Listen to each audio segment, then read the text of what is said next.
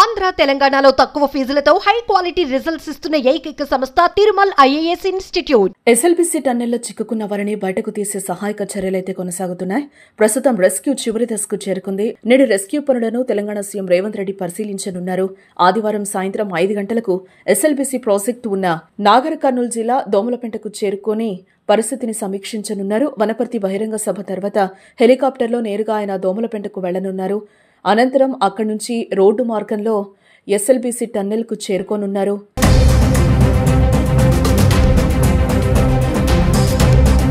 Tunnel వద్ద జరుగుతున్న సహాయక చర్యలను సీఎం పరిశీలించనున్నారు.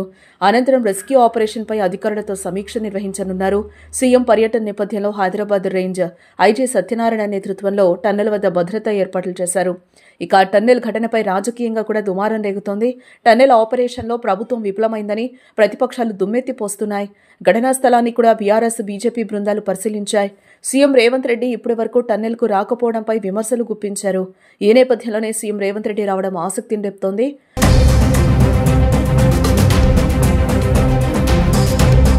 ఫిబ్రవరి 22న ఎస్ఎల్బీసీ సొరంగం కూలిపోయిన పైకప్పు కింద ఇంజనీర్లు, కార్మికులు సహా 8 మంది చిక్కుకున్నారు. వారిని సురక్షితంగా బయటకు తీసుకురావడానికి సహాయక చర్యలు ముమ్మరంగా కొనసాగుతున్నాయి.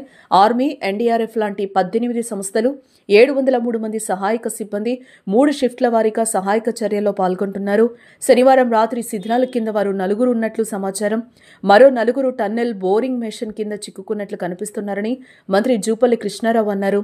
450 అడుగుల పొడవైన టీబీఎంను కత్తిరిస్తున్నట్లు ఆయన తెలిపారు. నేడు 4 బయటకు తీసే అవకాశం ఉంది.